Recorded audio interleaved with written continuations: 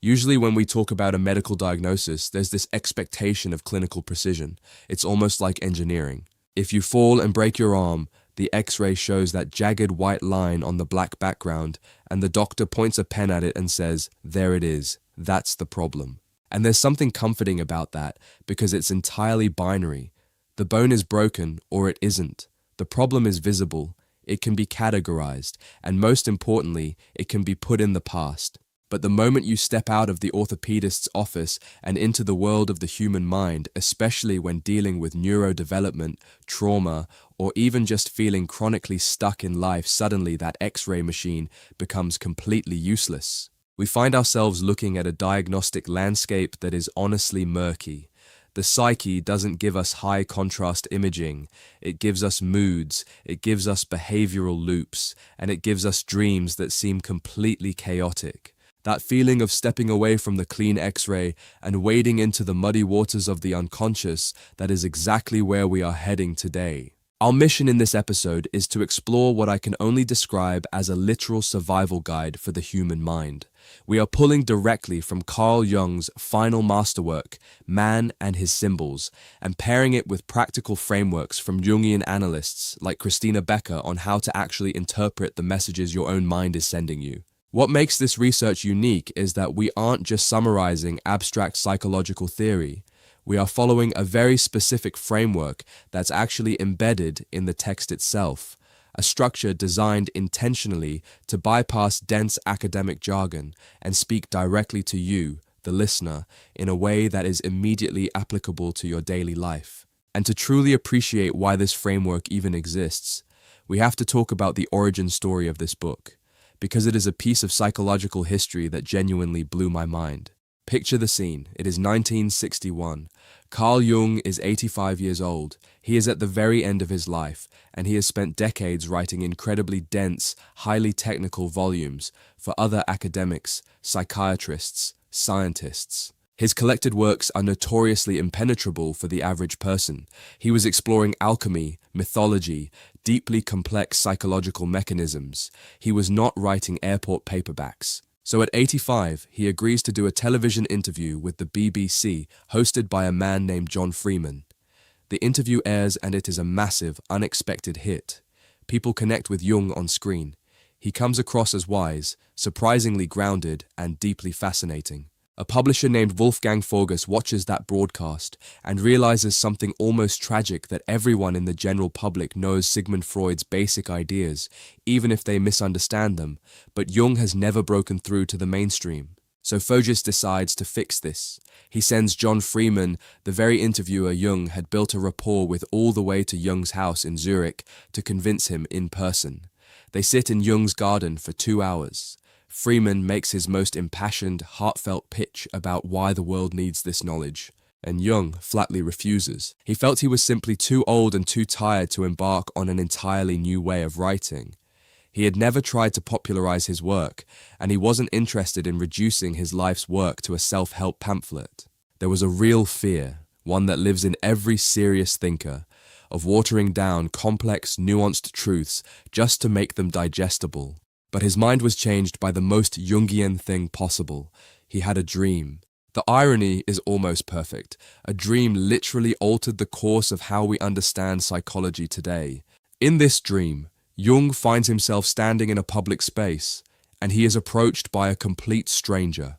The stranger tells him very clearly and urgently that his work is not just for analysts or academics in their ivory towers, that ordinary people urgently need to understand the fundamental truths of the psyche that Jung had spent his life uncovering. He wakes up completely convinced by his own unconscious mind. He reverses his decision, calls the publisher, and spends the very last year of his life obsessively orchestrating this final message. He didn't write it alone either.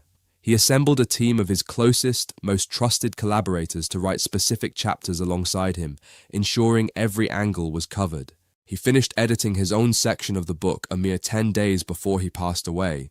It functions as his dying testament, a deliberate, highly orchestrated attempt to translate the absolute depths of the human psyche into a language that anyone could grasp. He felt a profound responsibility to leave the ladder down for the rest of us. Now, to truly honor Jung's final wish, we have to look at the foundational architecture of his worldview. If you've heard of Jung, you probably have some assumptions floating around in your head, archetypes, shadows, that kind of thing. But there are three revolutionary ideas he proposed that completely separate him from anything you might assume about psychology. The first one fundamentally rewrites how we view our own brains. The unconscious is not the enemy. This represents Jung's most decisive break from his former mentor, Sigmund Freud. The 20th century was largely dominated by Freud's view of the unconscious, essentially that the unconscious is a dark, locked basement. And according to that model, the basement is where we shove all our repressed childhood trauma, our socially unacceptable urges, our darkest desires.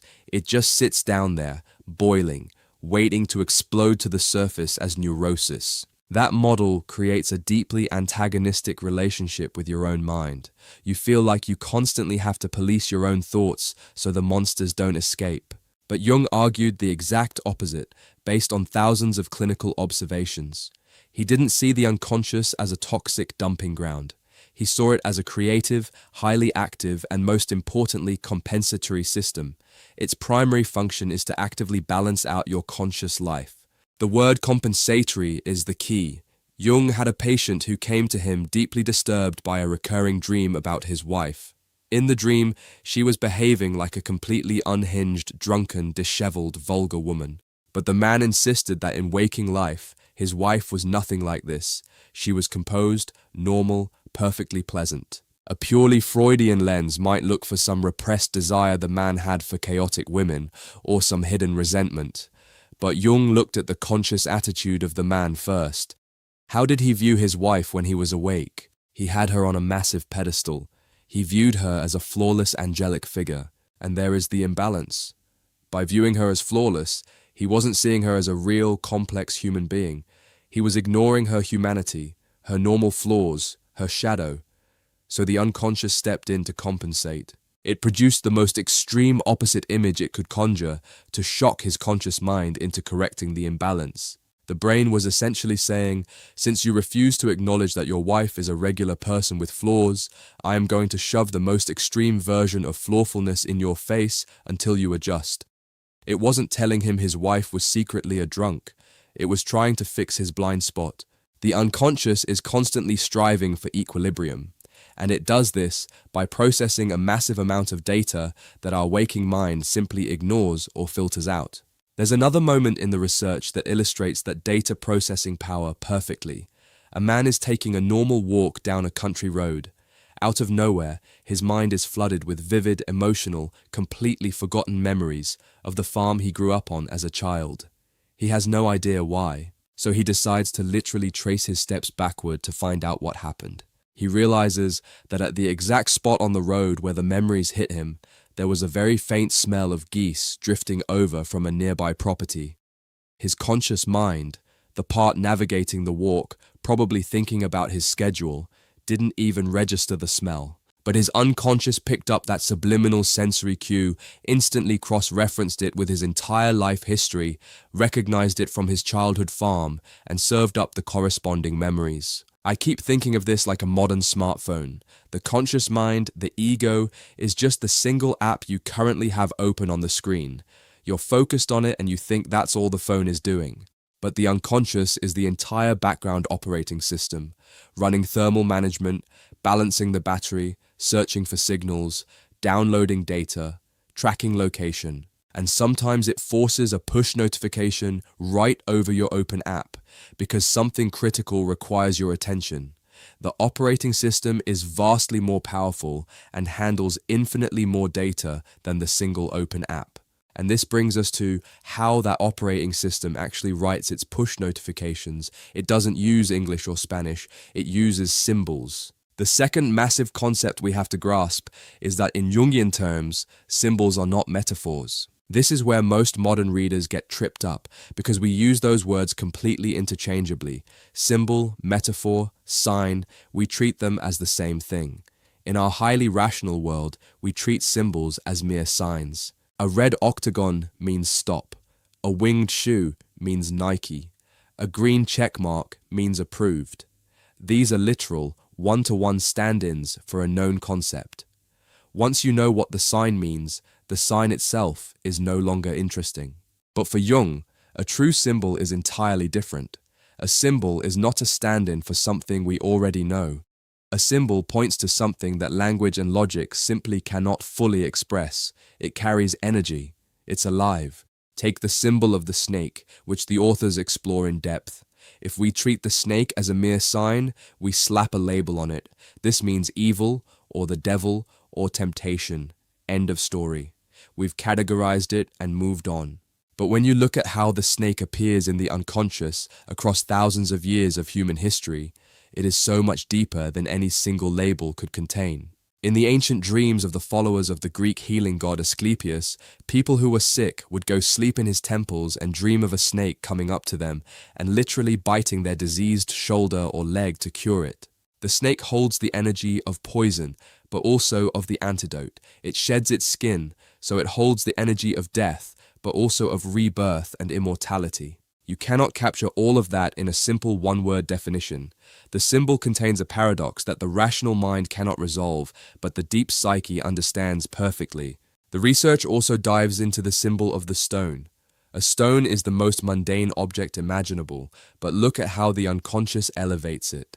Think of the biblical story of Jacob sleeping with his head on a stone, having the vision of the ladder to heaven, then waking up to anoint that very stone as a sacred pillar. Or the stone of Scone, which Scottish monarchs were crowned upon to legitimize their rule. Or the Blarney Stone in Ireland. Even the alchemists spent lifetimes and fortunes searching for the philosopher's stone, which was supposed to turn lead into gold. But the old Arabian alchemists actually knew the secret behind the symbol. They wrote texts stating that this magical, transformative stone is not something you dig out of the ground. It is extracted from within you. You are its mineral. The stone is a symbol of the indestructible, eternal, unchanging part of the human psyche. When you dream of a stone or a snake, your operating system isn't sending you a simple text message. It's sending you a dense, energetic file that you have to unpack. And recognizing the sheer depth of that internal world leads us to the third foundational concept, which is often the hardest for modern people to swallow.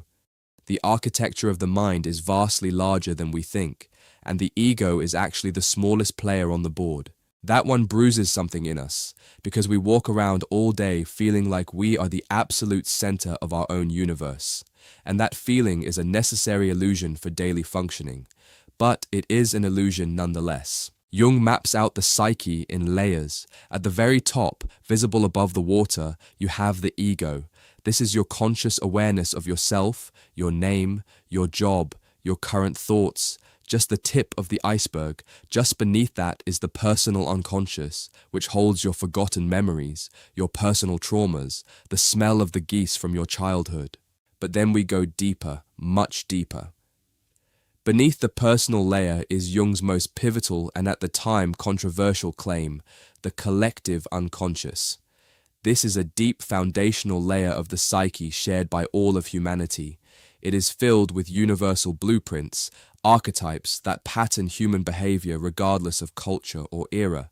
And encompassing all of these layers, the conscious ego, the personal unconscious, and the massive collective unconscious is what Jung called the self with a capital S.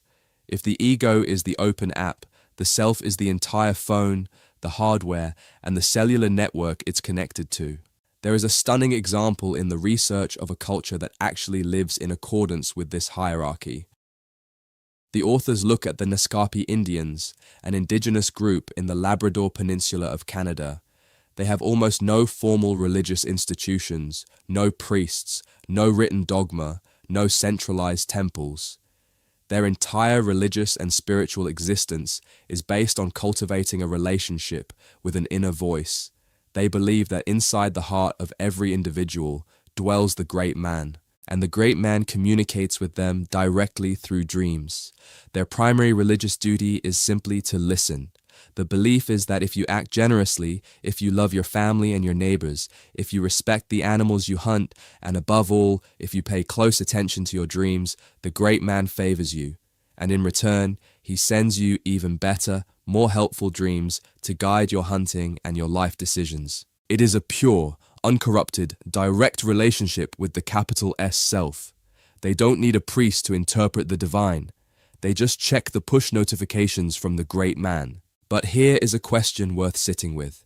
If the ego is really that small, if it's just a tiny app on the screen or a little boat floating on the massive ocean of the self, why does it feel like we are the ones in the driver's seat all day? We make the choice to drink coffee instead of tea. We file our taxes. We navigate rush hour traffic. If the self is running the show, are we just passengers pretending we have the steering wheel? That is the core existential question, and it's a common place where people misinterpret Jung. He was never saying the ego is useless or an illusion to be discarded. The ego is an evolutionary necessity. You absolutely need it to navigate physical, three-dimensional reality, to look both ways before crossing the street, to file those taxes, to maintain boundaries in your relationships. But the ego is severely limited in its vision. It only sees what is right in front of the headlights. It operates on short-term logic, immediate survival, immediate comfort, while the self has the overarching map of your entire life's journey, stretching from birth to death, holding the blueprint of what you are actually capable of becoming. So, to use the driving analogy, the ego is in the driver's seat, operating the pedals and the steering wheel, but the self is the GPS. The ego decides when to change lanes, but the self knows that the bridge 10 miles ahead is washed out and is trying to reroute you. And if the ego becomes too arrogant, if it refuses to listen because it thinks it already knows the way, you end up driving off a cliff. The ego manages the daily commute.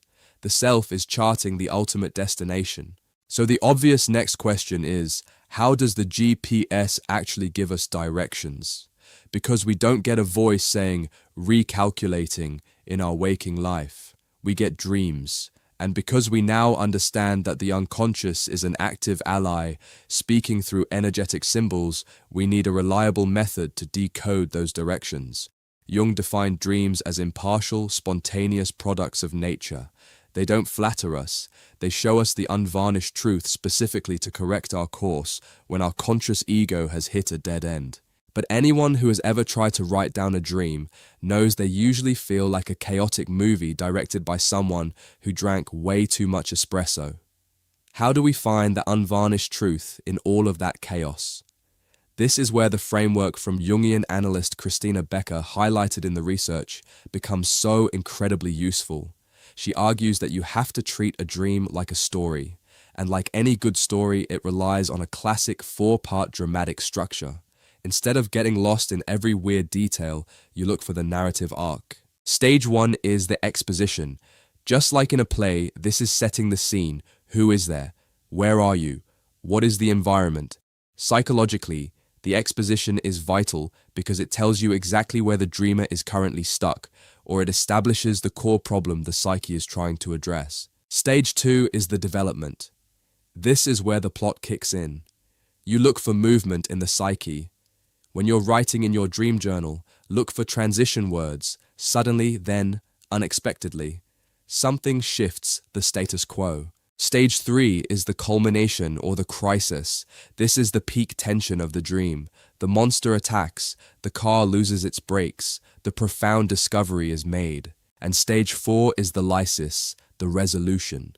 This shows the way out of the crisis, but here is what makes this stage critically important. If there is no resolution, if you wake up in a panic right before hitting the ground, it indicates a negative prognosis. It means the conscious mind is so deeply stuck that the unconscious cannot yet formulate a way out. To see how powerful this structure is, let's apply it to a real clinical case study from the text. A 40-year-old woman has just started analysis. The waking life context is everything here. Her husband has just confessed to having an affair. She is totally shocked. They are ostensibly trying to work on the marriage and stay together, but she is emotionally reeling. Her conscious mind is likely trying to maintain order. She wants to fix it, save the family, keep the peace. But her unconscious steps in to give her the unvarnished truth of the situation. Stage 1, the exposition. She dreams she is in a large indoor horse arena, a place she has never been before. She gets on a young, untrained black horse and is trying to warm it up. Look at the symbols. An arena is a place for performance. It is a place where spectators sit in the stands and watch a conflict or an exhibition, and it is new to her, so her psyche is establishing the baseline. She feels she is in an entirely unfamiliar, highly performative phase of her life, dealing with the fallout of the affair. She feels watched, and she is riding a young, instinctual energy, an untrained horse, trying to get it under control. Stage 2, the development. She hears an instructor tell her she needs to make the horse jump over an obstacle. She tries, but the horse refuses. Why? Because the approach toward the jump is on a diagonal. She circles around and tries again, but because the path is crooked, the horse stubbornly refuses to jump. The external pressure is to overcome the obstacle and move forward, but the approach is diagonal. It is not straight on. It is indirect. It is crooked. And the young, pure, instinctual part of herself, represented by the horse, flatly refuses to take a crooked path to get over this problem. It is an internal rebellion against compromising her integrity. Then the dream shifts violently into stage 3, the crisis. Suddenly, the riding lesson is interrupted by urgent news. Her husband has died. They have to stop everything and move his body to a room to be laid out for a viewing. And the dream specifically places this room in a very old, grand Victorian house with high ceilings and polished wooden floors. We must remember pillar 2 here. Symbols are not literal. The dream is not a psychic premonition. The husband in the dream represents the psychological reality of the husband and the marriage itself. That entity has died, and the Victorian house is a classic symbol of old, rigid, highly formal and traditional structures, the institution of the marriage. Then the unconscious drops a brilliant and devastating symbol. They are trying to figure out how to lay out the husband's body, but there is no coffin. And when she and the others handle the body to move it, she notices that the limbs are totally limp, the body is incredibly light, and she explicitly notes in the dream that the body is boneless. Sit with that word for a moment. What do bones do? Bones provide the frame. They hold you upright. If a body has no bones, it is literally spineless. The dream is showing her the brutal, unvarnished truth. The marriage lacked backbone. It collapsed under pressure because there was no strong moral or structural support holding it up. That is a gut punch from the unconscious. Stage 4, the resolution. They are debating how to display this boneless body in the Victorian house. First, they try to prop the body up in the corner of the room on a tall, ornate, throne-like chair, but visitors start coming in and questioning why he is sitting up like that when he is dead.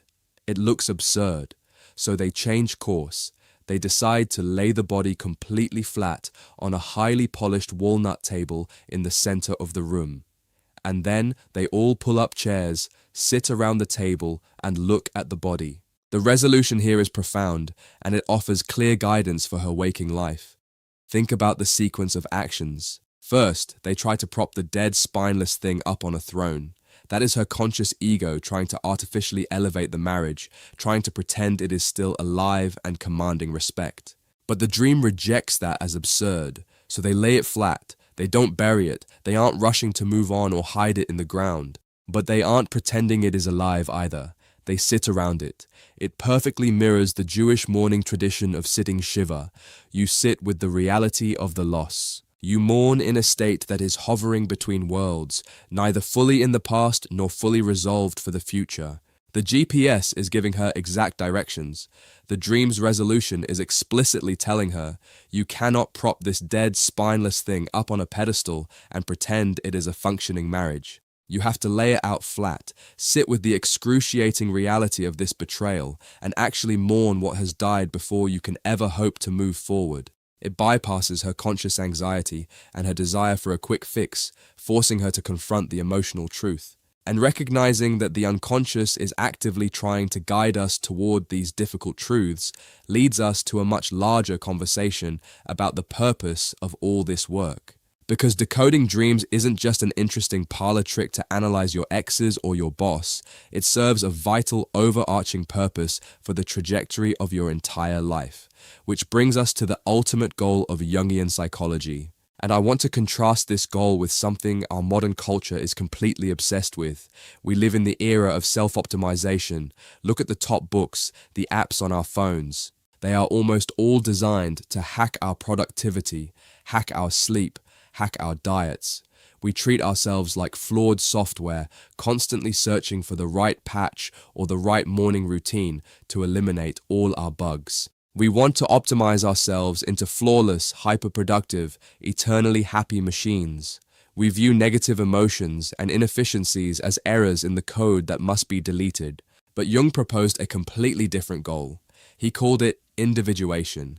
And individuation is actively opposed to the concept of self-optimization. Individuation is not about becoming your best self, or your most pleasant self, or your most productive self. It is about becoming your whole self. And wholeness is a very different metric than perfection. Wholeness absolutely requires the integration of the ugly, the weak, the inefficient, and the socially unacceptable parts of your personality that you have spent your life disowning. Imagine you inherit a massive plot of land. Self-optimization is like paving over the whole thing with concrete so you can build a perfectly efficient, sterile factory that runs 24 hours a day. But individuation is realizing you are a gardener and you have to cultivate the entire ecosystem. You want the beautiful rose bushes, but you also need the muddy swamp in the corner. The rotting logs that feed the fungi, the predators that keep the pests in check. You cannot pave over the swamp because it smells bad. The swamp is part of the whole. The research actually uses a brilliant analogy straight from nature to illustrate this surrendered wholeness: the mountain pine. If you observe a mountain pine growing on a steep, rocky, unforgiving slope, you will notice how it grows. It doesn't shoot straight up perfectly like a tree farmed for lumber. If its roots hit a massive granite boulder in the soil, the pine doesn't get frustrated. It doesn't view the boulder as an error in its optimization. It simply feels an internal, almost imperceptible impulse to grow to the left or to the right to navigate around the stone. It adapts to the reality of its environment while staying true to its core nature, and crucially, it doesn't cast furtive glances at the other pine trees growing in the softer soil in the valley, to see if it is growing as straight or as fast as they are. It surrenders completely to its unique creative self-realization. Jung argued that to individuate, we must do the exact same thing. We have to stop looking around to see what is generally thought right by society, by our parents, by our peers, and start listening to that unique internal impulse of the self. But doing that, surrendering to the internal impulse instead of the external expectation, requires something the modern ego absolutely hates. It requires submission. And the text illustrates this beautifully by analyzing a story we all know but probably never thought about as a psychological blueprint: Beauty and the Beast. Jungian analysts pay very close attention to fairy tales because they are often the purest, most unadulterated expressions of the collective unconscious. They are the archetypal blueprint, stripped of all personal context. In the story, Beauty's father accidentally trespasses into the Beast's garden and steals a single white rose for his daughter. The Beast catches him and demands his life as punishment.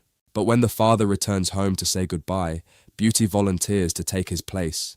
She voluntarily submits to the ordeal.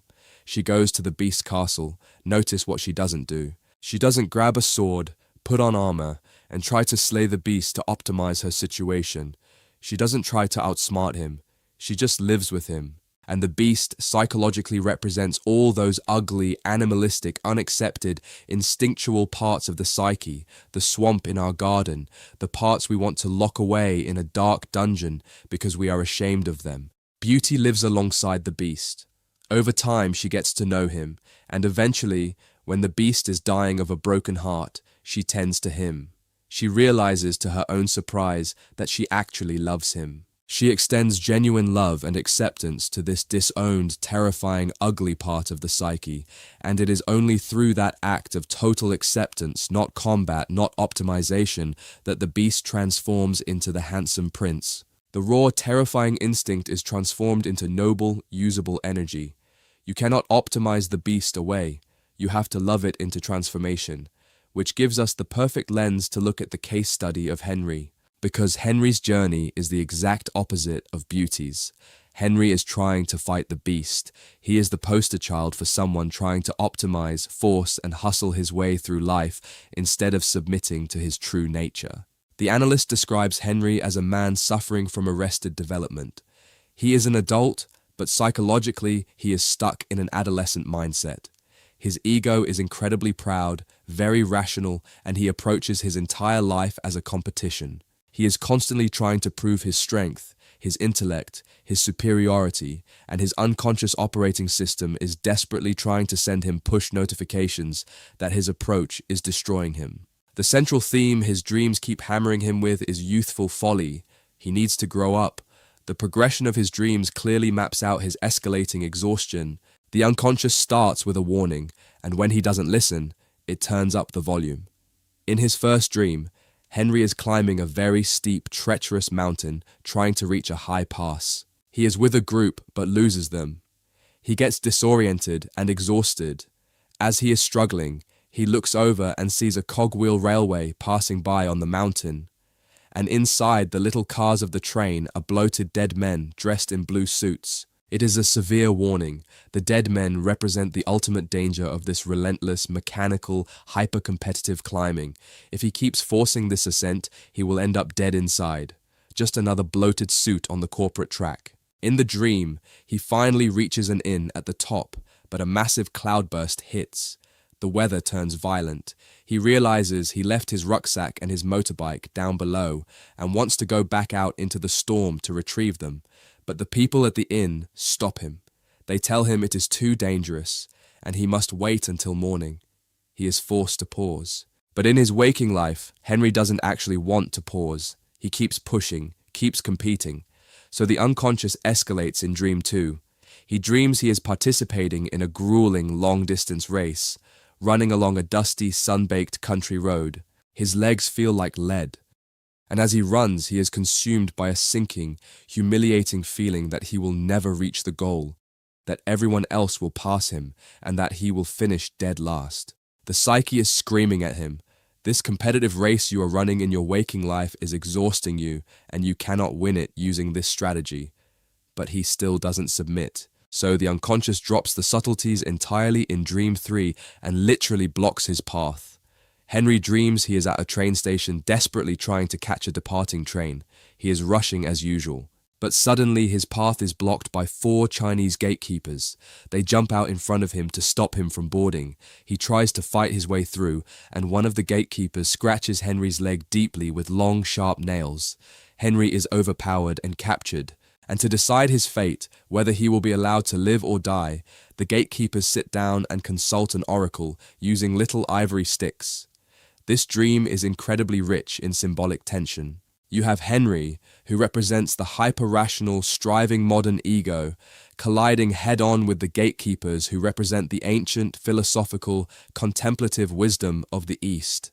The scratch on his leg grounds him, and the oracle they consult is the I-Ching.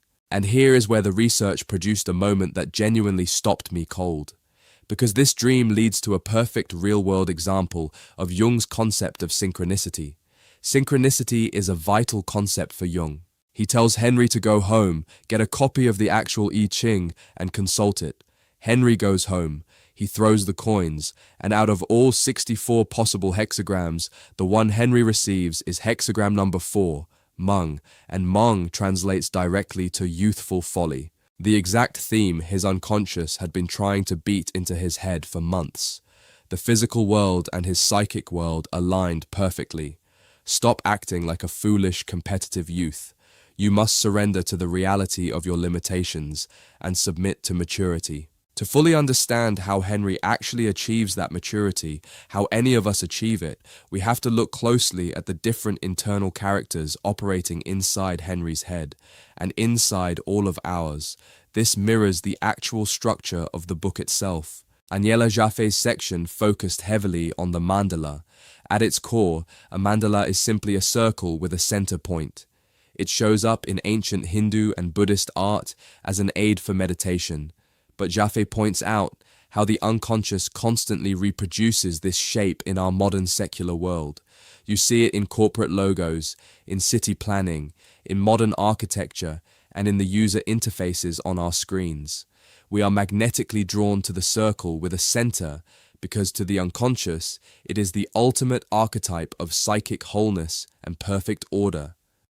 The graphic designer creating a tech logo might have no idea who Jung is, but their psyche is tapping into the same ancient blueprint. First up in the cast is the shadow.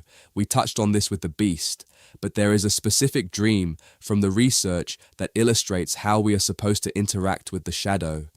A woman dreams she is standing in a clearing, surrounded by a group of terrifying primitive ape men.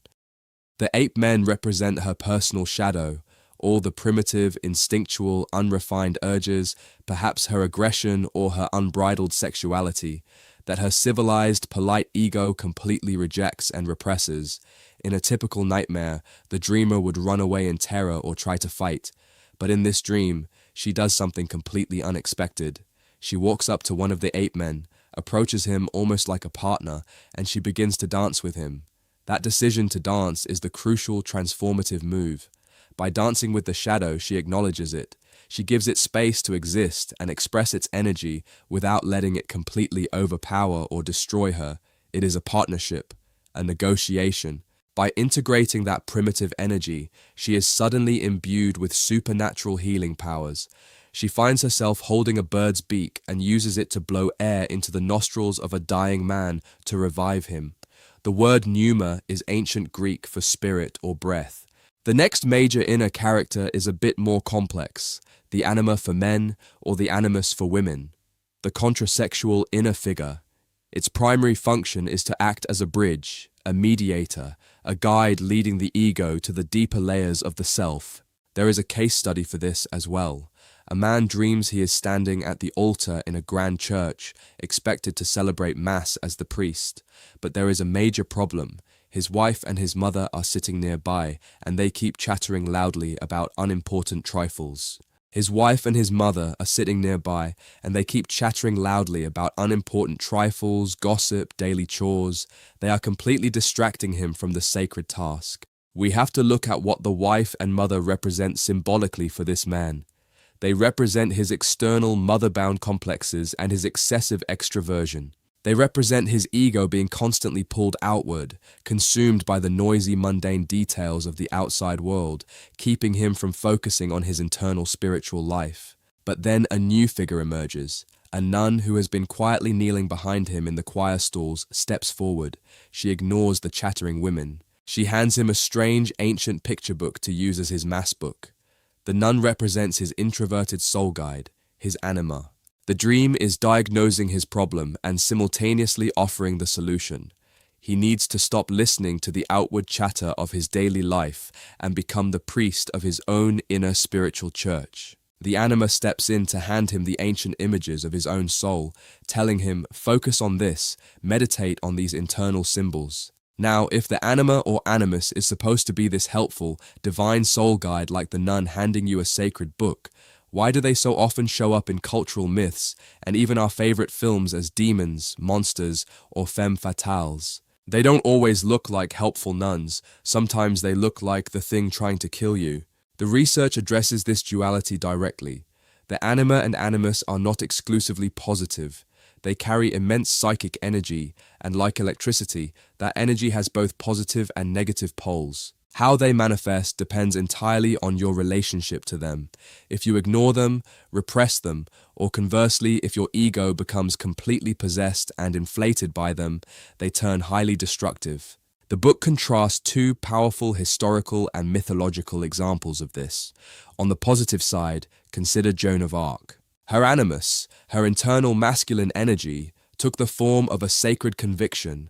It provided her with an unwavering visionary strength that allowed a teenage girl to lead an army and alter the course of history. That is the animus integrated and functioning as a guide. On the negative side, the anima in a man often projects outward as the classic archetype of the femme fatale, the Siren in Greek mythology, the beautiful, intoxicating creature who lures sailors to crash their ships on the rocks.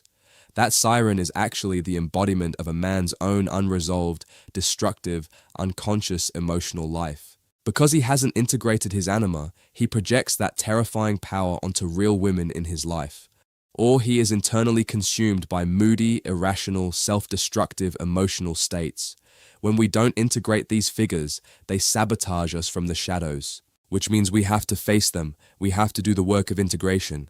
And that brings us to the absolute climax of this entire individuating process, because integrating the shadow and the anima requires something incredibly difficult. It requires what Jung called the Sacrificium Intellectus, the sacrifice of the intellect. For a modern, rational, highly educated human being, this is the hardest threshold to cross. We have been taught our whole lives that our intellect, our ability to reason, analyze, and control, is our supreme superpower. Letting go of that intellectual superiority feels like a kind of death. To explain why holding on to that intellectual control is actually dangerous to our growth, the book tells a surreal myth about a prince named Hatim. I want to tell this story because the imagery is so striking. Prince Hatim is exploring, and he enters a magical, dangerous place called the Bath Badgered. He walks into a round building, steps into a bath, and the moment he does, the room goes pitch black. Thunder crashes, and the water starts rising incredibly fast, rushing up toward the ceiling. He is drowning. That rising water is one of the oldest, most classic symbols of the unconscious, threatening to completely overwhelm and drown the fragile ego. He is desperately thrashing around and manages to grab a stone hanging from the ceiling. The moment he touches it, the entire scene shifts. The water is gone, and he finds himself standing in the middle of a vast desert. He walks until he finds a garden, but the garden is filled with stone statues of men. They are completely petrified. In the center of the garden is a parrot in a cage. A disembodied voice tells Hatim that to break the curse of this place and claim the magical diamond, he must shoot the parrot with a golden bow and arrow. But he only gets 3 tries. If he misses 3 times, he will turn to stone like all the other men. The stakes are absolute, and we have to ask, what does a parrot represent in this psychological landscape? The parrot is the evil spirit of imitation. Because as Jung states emphatically, you cannot simply copy the individuation process of someone else. You cannot parrot the external behaviors of Christ or the Buddha or some modern self-help guru and expect to achieve enlightenment. If you try to blindly imitate another person's spiritual journey, instead of doing the terrifying hard work of discovering your own unique path, you suffer a psychological petrification. You become rigid, lifeless, dogmatic. A statue mimicking life. So Prince Hatim takes his first shot at the parrot and misses. Instantly, his legs turn to stone. He takes a second shot and misses again, turning to stone up to his chest. He is almost entirely petrified. For his third and final shot, he realizes his conscious aim is failing him. So he closes his eyes, shouts an invocation, shoots completely blindly, and hits the parrot. The curse is broken. He had to close his eyes. He had to surrender his conscious intellectual control and trust a deeper instinct to hit the target. And that surrender brings us right back to Henry for his final massive realization. Henry's final dream is a masterpiece of the unconscious humbling the arrogant ego. Henry dreams he is hanging out with the President of the French Republic. Henry is a proud intellectual, so hanging out with a head of state makes sense for his ego. But the president in the dream is completely, embarrassingly drunk. They are walking down a snowy street and the president is endlessly urinating in the snow, staggering around, even accidentally spraying a young child with urine. It is totally vulgar and chaotic. The president represents the highest ruling principle of Henry's conscious mind, his proud, rational intellect. But look at how the dream portrays this principle. It is drunk. It has lost control. It is behaving vulgarly and making a mess of everything. The unconscious is severely, almost comedically, devaluing Henry's intellectual arrogance. It is showing him that his supreme intellect is not the noble force he believed it to be. Then the dream shifts. Morning comes. The snow is blindingly white, and they see a gorgeous, completely naked man walking purposefully toward the capital city. Henry and his friends get into a car and drive through the snowy, desolate landscape to a dark house to visit this man and bring him gifts. Notice the contrast. We just had the over-civilized intellectual president making a mess. Now we have the naked man walking in the snow. He represents raw nature, pure, unadorned instinct, vital physical energy, the complete opposite of Henry's over-civilized ego. They arrive at the dark house, and this is the climax of Henry's entire psychological journey. They meet the man and his servant, but both of them are completely mute. They cannot speak. Think about why that detail is so crucial.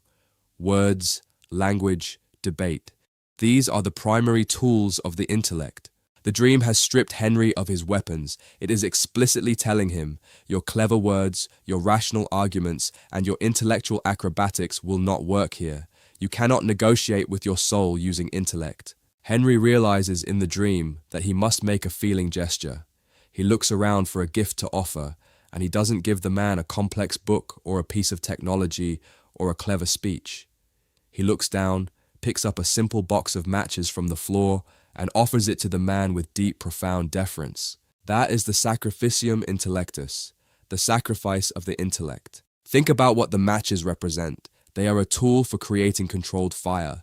They represent warmth, passion, the heart, the spark of life against the cold snow. Henry's proud, competitive ego finally bows down. He humbles himself, offering a tiny, simple symbol of human warmth to the raw, mute power of nature within himself. And the result is immediate. The man accepts the matches, and they all join together in a joyous, celebratory feast. It is the perfect resolution. He finally stopped fighting the mountain and submitted to the reality of his own soul. He integrated the opposite pole of his personality. He achieved a moment of true, balanced wholeness. He individuated. It is such a beautiful, sweeping, narrative arc, and it brings us to the end of our own journey today. But as we reach the close of this episode, we are not going to give you a neat little summary of Jung's legacy and walk away. That would be completely against the spirit of what Jung and his collaborators were trying to achieve with this book. The research provided a framework, and that framework includes a concrete practice, something you can do tonight to actually begin engaging with this material yourself. Theory without application is just intellectual entertainment. Jung's own advice for anyone wanting to begin this journey toward wholeness is elegantly simple, but it requires genuine discipline. The challenge is to start a 2-week dream journal. Here is exactly how you execute this practice. Get a physical notebook and a pen and place them on your nightstand. For the next 2 weeks, the very moment you wake up, and this is critical, before you look at your phone, before you check your email, before you let the conscious app take over the screen and push the operating system to the background, grab the pen and write down just 3 specific things. Number 1, write down the scene. Where are you? A Victorian house, a snowy road, a horse arena. Number 2, write down the dominant feeling. Were you terrified, embarrassed, profoundly joyful, bored? Number 3, note any recurring object or figure. A stone, a snake, a blocked road, a stranger. And here is the most critical instruction of the entire exercise, the rule you cannot break. Do not analyze it yet. Do not try to solve the puzzle. Do not try to force a clever interpretation. Just notice the data. The conscious ego will want to immediately categorize everything. Resist that urge. Jung's promise, based on a lifetime of clinical experience, is that if you simply record the raw data with respect, the underlying pattern of the self will slowly start to reveal itself to you, without you having to force it. The unconscious will recognize that you are finally genuinely listening, and the messages will become clearer. Just notice. As we close, I want to leave you with a final thought from Jung regarding his motivation for spending his dying days writing this specific book for the general public. He said he didn't write it to convince hardcore skeptics or to win academic debates. He said he wanted to speak directly to the part of the reader that already knows these things, the deep, ancient part of the psyche that understands the truth, even when the conscious mind adamantly refuses to admit it. So, as you go to sleep tonight, and hopefully place that notebook by your bed, consider this. This entire conversation was not just a lesson on 20th century psychological theory. It was a conversation with the part of you that is already awake, already listening, and already charting the map for your journey. Sleep well and pay attention to what the night tells you.